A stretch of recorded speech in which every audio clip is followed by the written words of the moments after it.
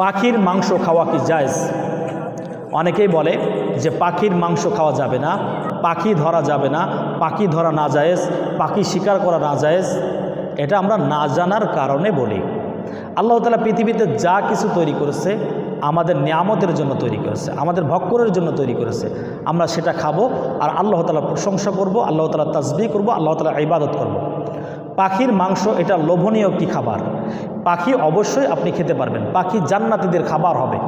তবে হ্যাঁ, আপনি এটা লক্ষ্য রাখবেন, যেই সময় পাখি ধরতেছেন সেই সময় যেন বাচ্চা ফোটানোর সময় না হয়। কারণ আপনি যে পাখিটি ধরতেছেন তার হয়তো বাসায় বাচ্চা থাকতে পারে, হয়তো তাকে ধরে নিয়ে গেলে বাচ্চাটা কী করবে। এজন্য যে পাখি খাওয়া জায়েজ আছে, কোনো সমস্যা নাই, আপনি পাখি শিকার করতে পারবেন, এটাও জায়েজ আছে।